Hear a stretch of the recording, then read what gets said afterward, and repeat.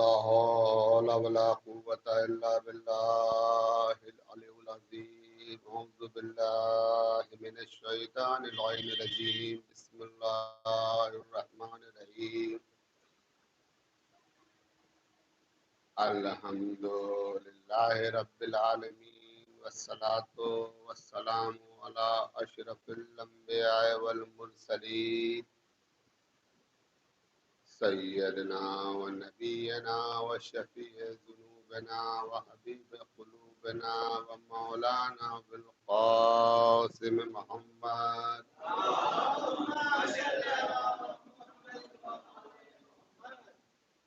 وآله الطيبين الطاهرين المعصومين المنتجبين المظلومين ولعنة الله على أعدائهم أجمعين من يومنا هذا إلى يوم الدين. أما بعد وقد قال رسول الله صلى الله عليه وآله وسلم بسم الله الرحمن الرحيم. ذکر علی بعد صلوات بھیجے محمد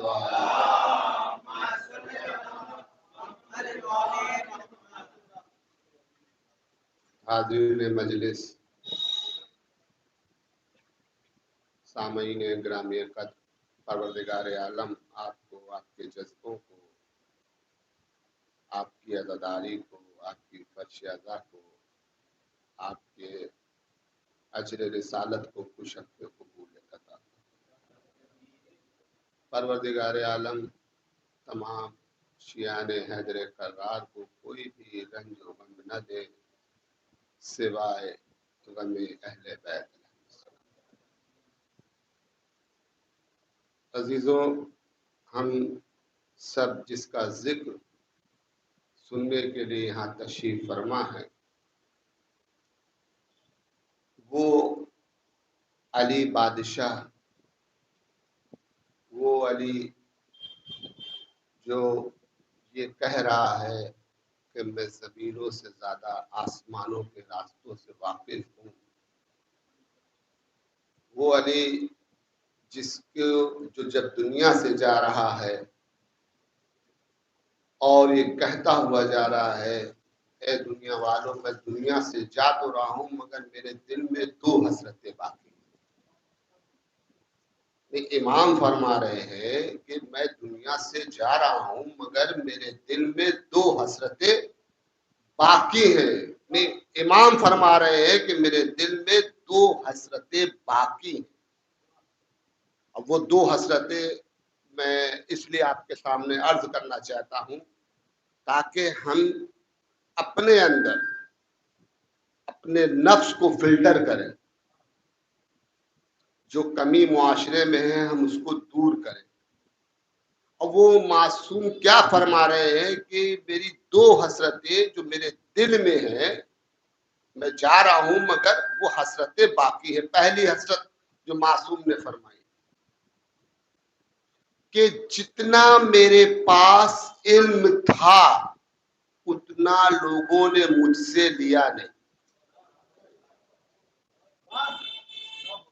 پہلی حسرت کہ جتنا میرے پاس علم تھا لوگوں نے مجھ سے اتنا لیا نہیں. اور دوسری حسرت کیا کہ جتنا میں کریم تھا، سخی تھا، اتنا لوگوں نے مجھ سے مانگا نہیں.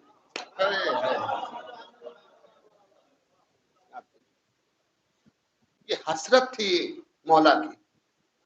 ایک عیسائی رائٹر کہتا ہے جب اس نے تاریخ اسلام کو پڑھا، نام ذہن میں نہیں ہے، انشاءاللہ کسی مجلس میں اگر نام ذہن میں آ گیا تو آپ کو بیان کر دوں گا. وہ عیسائی مورخ کہتا ہے کہ میں نے علی کی زندگی، علی کی سوانح عمری کو دیکھا اور دیکھنے کے بعد علی کی ولادت کے پہلے لمحے سے لے کر کے مسجد کوفہ کے آخری سجدے تک میں نے علی کی زندگی کے ہر پہلو پر غور کیا، مگر مجھے افسوس ہوتا ہے. دیکھیں وہ کہہ رہا ہے، ایک عیسائی مورخ، ایک کرسچین کہہ رہا ہے مجھے افسوس ہوتا ہے کہ مسلمانوں نے علی کو ہمیشہ جنگ میں مصروف رکھا. کاش علی کے لیے اگر علم کی صفحہ بچھا دی جاتی اور علی کو جنگ میں مصروف نہ کیا جاتا تو آج کائنات کا ہر انسان ترقی یافتہ ہوتا.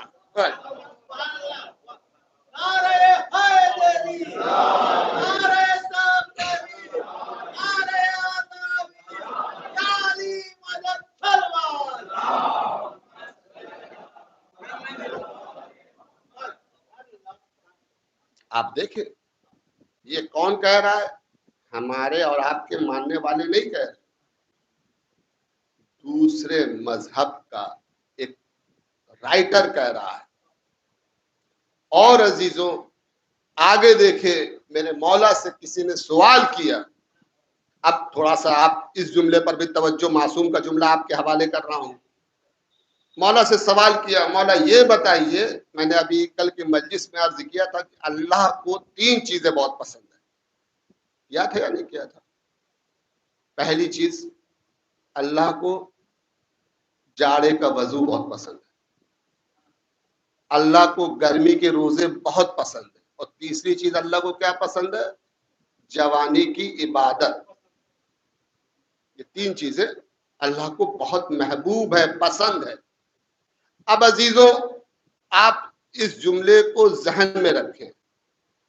میرے معصوم سے، پہلے معصوم سے کسی نے سوال کیا، مولا یہ بتائیے آپ کو جنت میں زیادہ رہنا پسند ہے یا پھر مسجد میں زیادہ رہنا پسند ہے؟ معصوم کا جملہ آپ کے حوالے کر رہا ہوں، اس پہ خطابت کچھ نہیں، بس یہ ہے تھوڑا سا میں سجا کے پیش کر دوں گا. لیکن معصوم کا جملہ، چونکہ میں نے کہا کہ معصوم کبھی عبث کلام نہیں کرتا. اب دیکھیں معصوم کا جواب کیا ہے وہ آپ تک میں پہنچا دوں. معصوم سے سوال کیا، مولا یہ بتائیے کہ آپ کو جنت میں زیادہ اچھا لگتا رہنا یا مسجد میں؟ معصوم فرماتے ہیں کہ مجھے مسجد میں رہنا زیادہ اچھا لگتا ہے. تو لوگوں نے کہا مولا اس کا سبب تو بیان کریے، اس کی وجہ تو بیان کریے کہ آپ کو، بھائی کوئی بھی انسان کوئی بھی عمل کرتا ہے، آپ کسی سے بھی پوچھ لیے، بھلے وہ خاموش رہے، لیکن حتیٰ میں اپنی بھی بات کر رہا ہوں، ہر آدمی کے دل میں ایک تمنا رہتی کہ اس کے بدلے مجھے جنت ملے گی، میں گناہ نہیں کروں گا جنت ملے گی، میں نماز پڑھوں گا جنت ملے گی. خواہش رہتی ہے، کوئی بولے منہ سے یا نہ بولے، دل میں یہی رہتا ہے کہ اس کا جو رزلٹ ہے پوری زندگی کا، کنکلوژن یہ ہے کہ جنت ہے یا نہیں. بتائیں مجھے، آپ فرش اعضا پر بیٹھے انصاف سے بتائیں. زندگی کا جو نچوڑ ہوتا ہے، کنکلوژن ہوتا ہے، رزلٹ ہوتا ہے، ہم جو جیتے ہیں، یعنی کہ جو ہم حدیث بیان کر رہے ہیں، جو ہم عملی جامہ پہنے ہوئے ہیں، یہ ذکر حسین، یہ ذکر و فکر و کربلا، یہ علم، یہ جلوس، یہ تبرک، یہ ذاکرین، یہ جتنے بھی چیزیں ہیں، یہ کس کے لیے آنکھ سے آنسو ہم بہاتے ہیں، یہ کس کے لیے کرتے ہیں؟ کہیں نہ کہیں دل میں یہ حسرت رہتی ہے نا کہ اس کی جزا ہمیں جنت ملے گی. ملے گی یا نہیں ملے گی؟ لیکن معصوم سے کسی نے پوچھا مولا آپ کو جنت میں زیادہ رہنا پسند ہے یا مسجد میں؟ معصوم فرماتے ہیں مجھے مسجد میں زیادہ رہنا پسند ہے. وجہ کیا بتائی معصوم نے؟ کہا یہ بات سچ ہے کہ جب میں جنت میں رہتا ہوں تو میرا نفس جو رہتا ہے بڑا خوش ہوتا ہے. وہاں باغات ہیں، وہاں حوریں ہیں، وہاں تمام طرح کی فیسلٹیز ہیں جو میں سوچ بھی نہیں سکتا. میرا نفس بڑا خوش ہوتا ہے، مطمئن ہوتا ہے. مگر میں جب مسجد میں بیٹھ کر اللہ کی عبادت کرتا ہوں تو میرا رب مجھ سے بڑا خوش ہوتا ہے.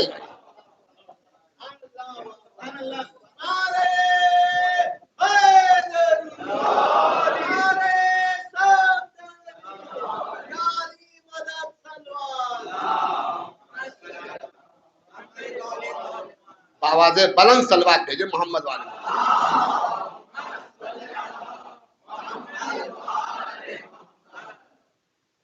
تو جو بھی عمل ہے، اب جو اس کا مفہوم تھا وہ میں آپ کے حوالے کر دوں.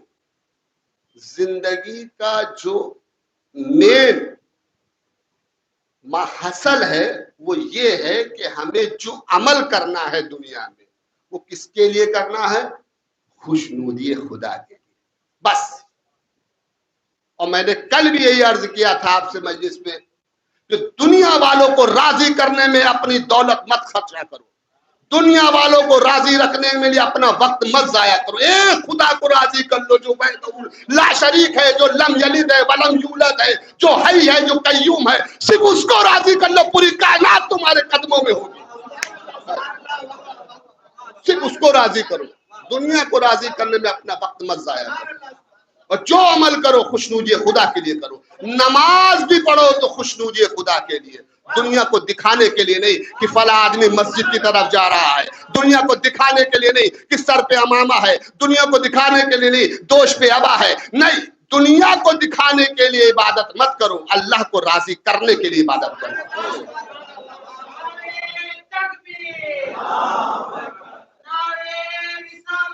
یا رسول اللہ, یا علی, اللہم صلی علی محمد. تو عزیزان محترم, آپ دیکھیں ہمیں اس لیے کہا گیا ہے کہ علی کا ذکر عبادت ہے.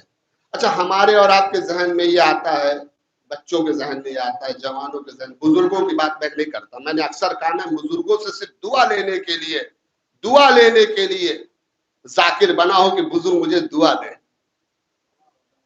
جوانوں سے مجھے داد لینا ہے, شہزادی سے اس ذکر کی جزا لینا ہے. اب چاہے اسے میرا مطلبی پن سمجھیے یا کچھ بھی سمجھیے, لیکن ہے حقیقت یہی. عزیزان محترم, علی کا ذکر عبادت سے مراد ہم لوگ یہ سمجھتے ہیں کہ نماز, روزہ, حج, زکوٰۃ, خمس, یہی تو ذہن میں آتا ہے. لیکن اس کے علاوہ بھی بہت سی عبادتیں, اور یہ تو واجب عمل میں نے آپ کے سامنے گنا. یہ جتنا بھی عمل ہے یہ سب واجب بیان کیا میں. اس کے علاوہ بھی بہت سے عمل ہے. اب دیکھیے وہ عبادت, آپ ماشاء اللہ جیسے بہت سے لوگ شادی شدہ ہیں, ان کے ہمراہ ان کی عیال بھی ہیں, بچے ہیں, اہلیہ ہیں, ماں باپ ہیں. اگر آپ بچوں کی کفالت نہیں کر پا رہے ہیں, بیوی کا حق بیوی کو نہیں دے رہے ہیں, والدین کا حق والدین کو نہیں دے رہے ہیں, تو یہ سب سے بڑی عبادت ہے کہ اگر آپ اس سے فراموشی اختیار کر لیں, آپ کی نماز قبول نہیں ہے. میں بتا رہا ہوں کہ واجب رد کر دیا جاتا ہے. عزیزان محترم, اگر آپ بچوں کی کفالت نہیں کر پا رہے ہیں اور تعلیم و تربیت صحیح نہیں دے رہے ہیں, آج وہ دور آ گیا عزیزان محترم کہ ہر انسان چاہتا میرا بچہ مشنریز اسکول میں پڑھے, انگلش میڈیم میں پڑھے. قسم خدا کی, یہی تو نا, کس کے لیے؟ حصول دنیا کے لیے, ہے نہیں. لیکن ہم نے دیکھا ہے اپنی زندگی میں بڑے بڑے عالم دین مسجدوں میں ہیں, امام جمعہ بن کر کے مدرسہ کھولتے ہیں, 100 روپے بھی فیس رکھتے ہیں, 150 200 بھی فیس رکھتے ہیں. اگر 100 لوگ ہیں تو 10 بچے نہیں جاتے. بتائیں مجھے آپ, جہاں آخرت سنور رہی ہے, جہاں والدین کی آخرت سنور رہی ہے. یعنی آپ دیکھیں, اگر آپ کے ہاں تعلیمات نہیں ہیں, بھئی قرآن عربی میں اترا ہے, عربی میں سمجھنا ہے. کسی نے کہا ہے کہ آپ دوسری زبان میں پڑھیے, قرآن عربی میں اترا ہے, آپ کو عربی میں پڑھنا نہیں آتا. آپ کے اپنے گاؤں میں, تمام گاؤں میں ایسا نہیں ہے کہ کوئی گاؤں ایسا, بہت کم ریئر کیسز میں میں نے دیکھا ہے کہ وہاں پر عالم دین نہ ہو, لیکن قریب ہر جگہ عالم دین موجود ہے. مگر افسوس اسی بات کا ہوتا ہے کہ لوگ ان کے پاس اپنے بچوں کو نہیں, اگر گئے بھی بہت کھینچتان کے 200 300 پہ راضی کر لیں گے. اور اگر کوئی انگلش میڈیم کا اسکول ہے ٹیوٹر ملنا ہے 1200 1500 2000 فوراً بلائیے. مجھے اس بچے کو وہاں پڑھانا ہے, انگلش میڈیم میں پڑھانا ہے. آپ غور فرمائیں. نہیں اگر قرآن ختم نہیں ہے عزیزان محترم, بچے کا اور ماں باپ دنیا سے رخصت ہو گئے اور اس نے قرآن ختم نہیں کیا تو سورہ فاتحہ بھی نہیں پڑھ سکتا. میں غلط کہہ رہا ہوں؟ تو سب سے پہلے عزیزان محترم ہمیں وہ عمل دینا انجام دینا ہے جو خوشنودی خدا کے لیے کیا جائے, دنیا والوں کے لیے نہیں. اور اگر ہم خوشنودی خدا کے لیے کریں گے اور اس کا وعدہ ہے کہ ہم بندے کو بھوکا نہیں سلاتے, بھوکا اگر سلا دے تو پھر وہ رازق نہیں ہے. بھوکا نہیں سلاتا وہ آپ مجبوری ہے, غصہ کہ آپ کھانا نہ کھائیں وہ ایک الگ بیٹھا ہے. رزق دینے کا وعدہ اس نے کیا ہے. رزق کے پیچھے اپنا ایمان برباد مت کرو, رزق کے پیچھے اپنا ایمان ہرگز برباد مت کرنا. یہ دو چیزیں, ایک رزق ایک موت, انسان کے نصیب میں ہے, وہ ملے گی اسے. اور عزیزوں چلتے چلتے میں یہ بھی آپ کو ایک بات بتاتا چلوں, کیونکہ میں چاہتا ہوں کہ اس منبر کا سب سے بڑا فیض یہ ہے کہ اگر اس مجمع سے کسی نے میری مجلس سننے کے بعد ایک لفظ بھی اپنی زندگی میں شامل کرنے کے بعد اپنی زندگی میں تبدیلیاں کر لی تو میری مجلس پڑھنے کا فائدہ ہے. تب میری مجلس قبول ہے, ادروائز مجلس میری قبول نہیں. یہ ہم کیوں مجلس کرتے ہیں بھائی؟ کربلا کی شہادت آپ کو بھی پتا ہے, آپ کو بھی پتا ہے کہ ہاں 10 دن ہے, 10 دن میں ہمیں امام حسین علیہ السلام اور ان کے خاندان پر گریہ کرنا ہے, سب کو پتا ہے بھائی. لیکن مقصد کیا ہے اس فرش ازا کا؟ مقصد یہ ہے کہ ہمیں اپنی زندگی کو زندہ جاوید بنانا ہے, ہمیں اپنی زندگی کو اس طریقے سے سنوارنا ہے عزیزان محترم کہ دوسری قومیں یہ کہیں کہ دیکھو یہ حسینی ہے. ہم نماز نہ پڑھیں اور ماتم کرتے رہیں, خدا کی قسم دوسری قوم کیا کہے گی؟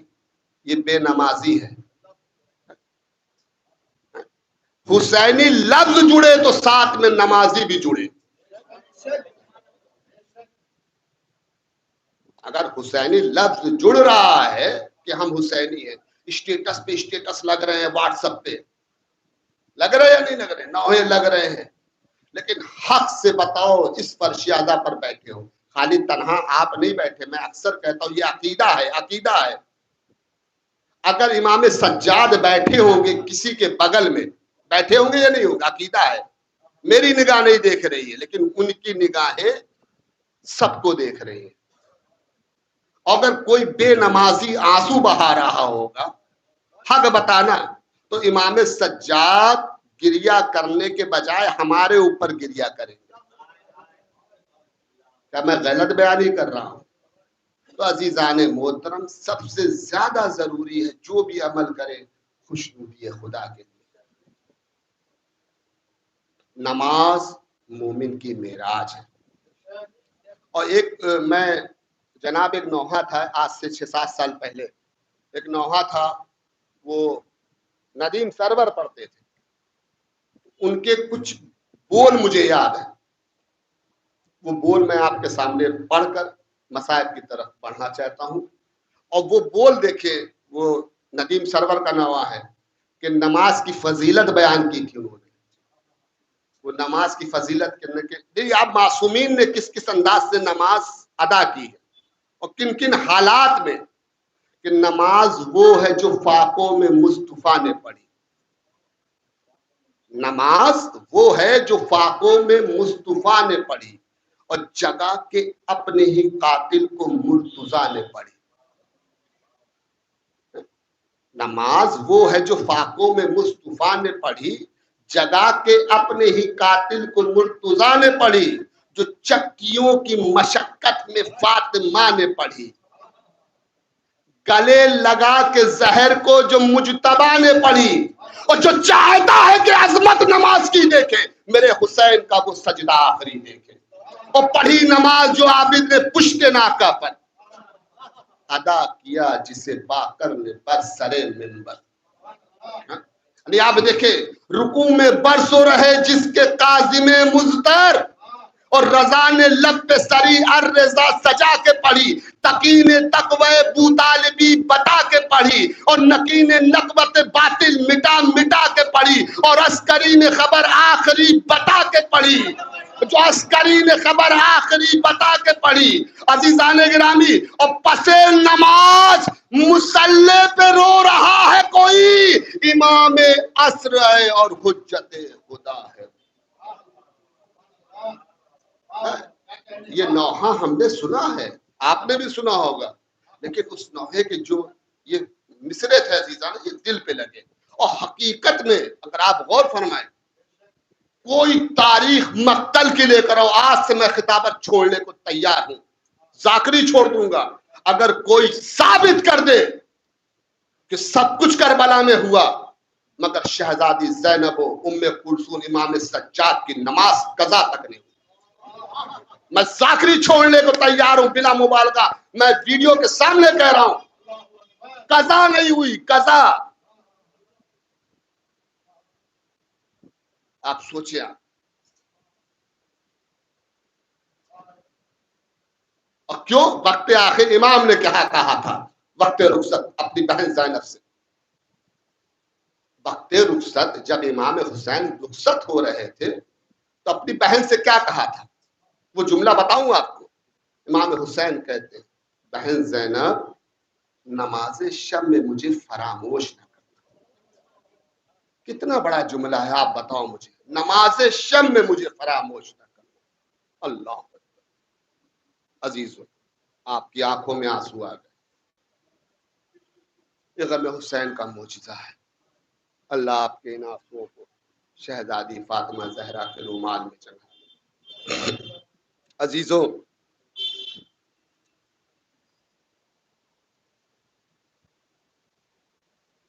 امام حسین نے مسجد نبوی میں جب نماز تمام کی اور آپ بیت الشرف کی طرف تشریف لائے، اور لانے کے بعد شہزادی زینب کا ایک معمول یہ ہوا کرتا تھا کہ نماز مغربین کے بعد اپنی بھائی کی زیارت کرتی تھی، اور خود حسین اپنی بہن زینب کے حجرے کے پاس آتے تھے. بھائی بہن کی زیارت کرتا تھا اور بہن بھائی کی زیارت کرتی تھی. عزیزوں، جب سن 61 ہجری میں یہ واقعہ ہوا، اس سے قبل یزید ملعون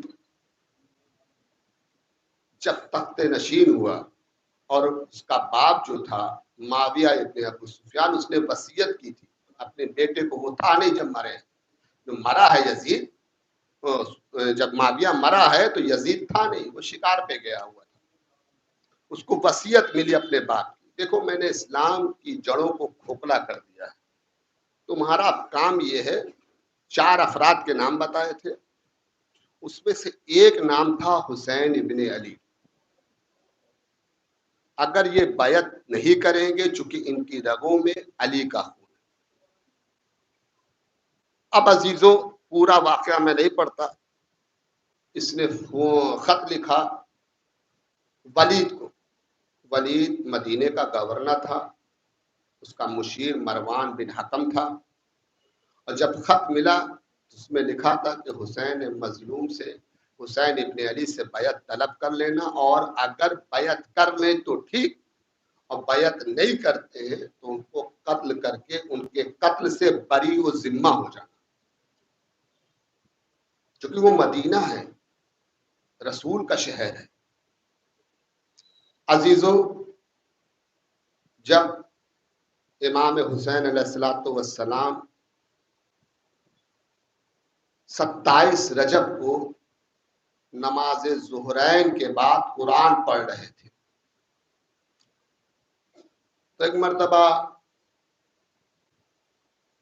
ولید کے سپاہی آئے اور کہا اے حسین ابن علی، آپ کو حاکم نے یاد کیا۔ علماء فرماتے کہ حسین قرآن پڑھ رہے تھے، پڑھتے پڑھتے آپ نے قرآن بند کیا یہ کہتے ہوئے انا للہ و انا الیہ راجعون۔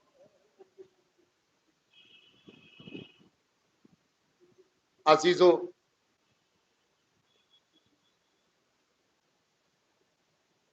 جب مغرب کا وقت آیا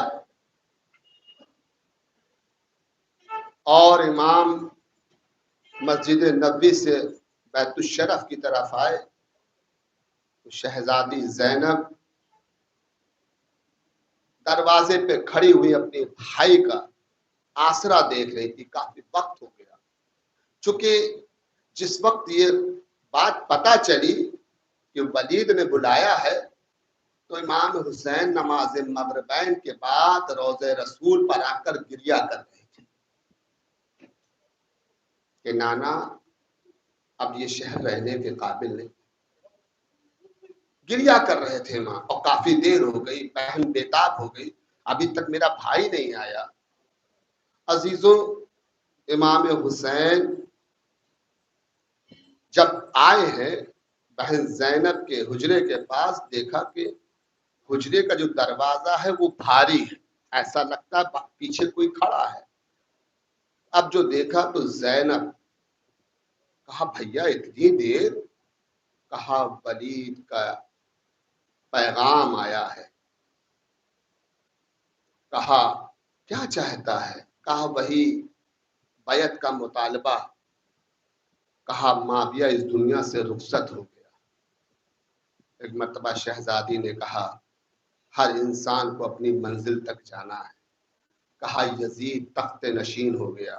بس شہزادی زینب کہتی انا للہ و انا الیہ راجعون۔ آپ دیکھیں عزیزوں، اس کے بعد ایک مرتبہ امام حسین کہتے ہیں بہن یزید کا کہنا یہ ہے کہ بیعت، بس دونوں بھائی بہن کے منہ سے ایک ساتھ نکلا نہیں، بیعت نہیں کرنا ہے۔ بیعت سے مراد کیا ہے؟ ہاتھ پہ ہاتھ رکھنے سے مراد کیا ہے؟ کہ جو کچھ بھی حاکم دور حاضر میں جو حاکم ہے وہ کر رہا ہے، اس کو کھلی اجازت ہے جو کچھ بھی کر رہا ہے، اور اس کی تائید ہمارے ساتھ ہے۔ کسی چیز میں ہم ایسا نہیں ہے کہ ہم روکے ٹوکے۔ اگر اس نے شراب کو حلال قرار دیا تو ہم اسے حلال کہیں، گانا بجانا اس نے جائز کیا ہے تو ہم گانا بجانا جائز سمجھے۔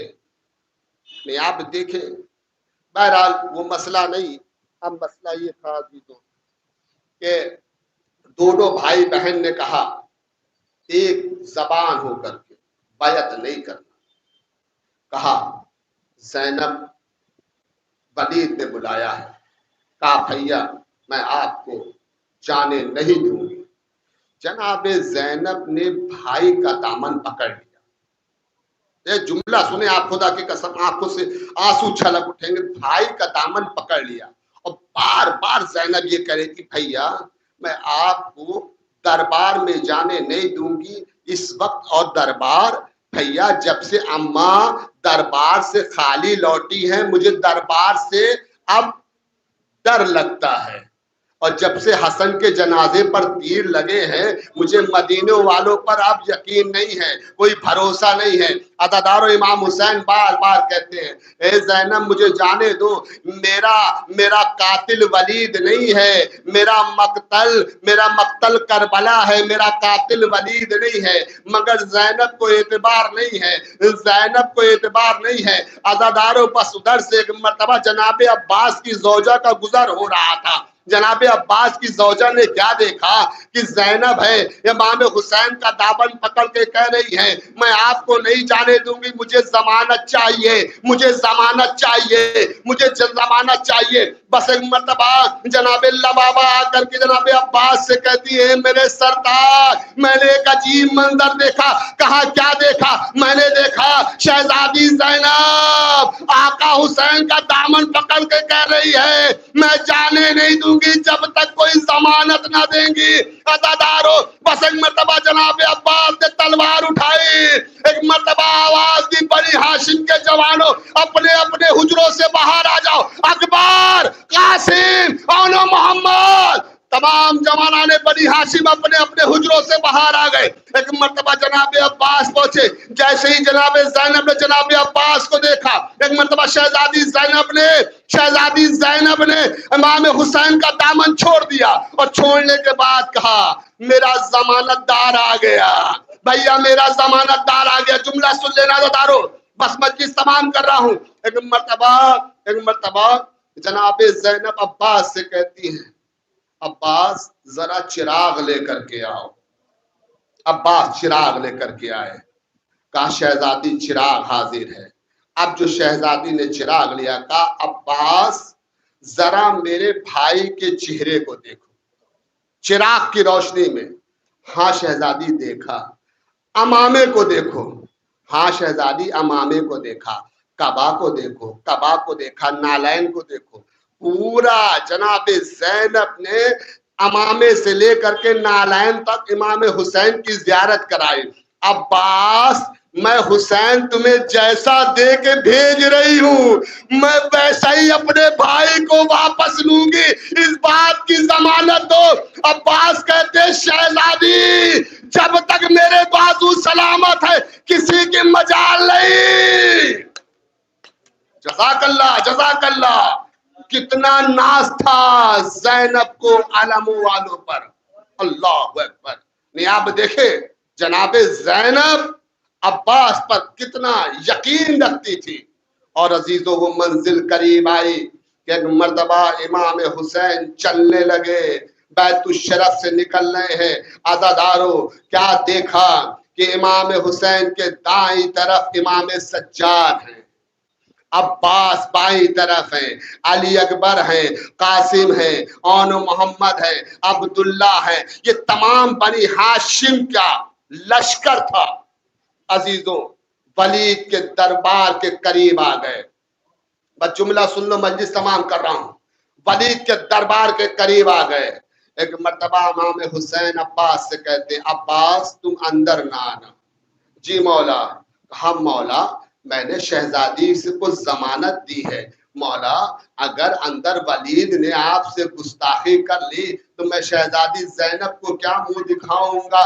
عزیزوں ایک مرتبہ امام حسین کہتے ہیں عباس تم ساقی کوثر کے فرزند ہو, تم فاتح خیبر کے فرزند ہو. یہ دروازہ خیبر کے دروازے سے زیادہ وزنی نہیں ہے. عباس اگر میری آواز ذرا سی بھی بلند ہو تم فوراً دربار میں داخل ہو جانا. بنی ہاشم ہے, دربار میں اندر نہیں گئے, دروازے پر ہیں. عباس کان لگائے ہوئے ہیں. حسین داخل ہوئے دربار میں. ایک مرتبہ ولید نے اپنی کرسی چھوڑی, مروان بغل میں بیٹھا ہوا ہے. مروان نے جب امام حسین کو آتا دیکھا ایک مرتبہ ولید سے کہا وہ بات بتاؤ حسین ابن علی کو جو یزید نے کہی ہے. ایک مرتبہ ولید کہتا ہے اے حسین ابن علی یزید کا خط آیا ہے, آگے بتاؤ. عزادارو ایک مرتبہ امام حسین کہتے آگے بتاؤ. ولید کہتا ہے یزید ابن معاویہ کا کہنا ہے حسین ابن علی سے بیعت طلب کر لو اور اگر بیعت پر راضی نہ ہو تو بس اتنا کہنا تھا. ایک مرتبہ امام حسین کہتے تو کے بعد کہا نہیں بس اتنا ہی سنیے آپ بیعت طلب کریں. تو کے بعد کیا کہا؟ ایک مرتبہ امام حسین نے آواز کو اپنی بلند کیا. ایک مرتبہ مروان کہتا ہے دیکھو حسین ابن علی اکیلے آئے ہیں, یہ صحیح موقع ہے. اگر حسین ابن علی بیعت پر راضی ہو جائے تو ٹھیک ہے, اگر بیعت نہ کرے تو فوراً ان کا سر قلم کر دو. بس امام حسین نے جملہ سن لیا. کہا کس کی مجال ہے جو میرے نانا کے شہر میں مجھے قتل کرے گا. اتنے آواز ذرا سی بلند ہونا تھی. ایک مرتبہ جوانان بنی ہاشم کو غیظ آ گیا. عباس ایک مرتبہ دربار میں داخل ہو گئے, تلوار کو میان سے نکالا. ایک مرتبہ ولید کی طرف دوڑے کہ لاؤ ولید کو قتل کر دے، مروان کو قتل کر دے۔ حسین نے ایک مرتبہ عباس کے سینے پر ہاتھ رکھا، عباس جنگ نہ کرنا، جنگ نہ کرنا، مولا میری زندگی میں کوئی آپ سے گستاخی کر لے عباس برداشت نہیں کر سکتا، میں کہوں گا یا مولا عباس آج آپ تھے تو کسی کی مجال نہیں کہ حسین سے کوئی گستاخی کر لے، لیکن ایک وقت وہ آیا کربلا میں جب حسین یکو تنہا رہ گئے اور حسین کہہ رہے تھے اینا اینا قمر بنی ہاشم، اے قمر بنی ہاشم کا آؤ اپنے بھائی کی مدد کرو۔ اس وقت نہ علی اکبر تھے، نہ قاسم تھے، نہ عباس تھے، حسین یکو تنہا ارے کربلا کے میدان میں۔ انا للہ و انا الیہ راجعون۔ بار الہ تجھے واسطہ ہے محمد وآل محمد کا، بار الہ تجھے واسطہ 1,24,000 نبیوں کا، بار الہ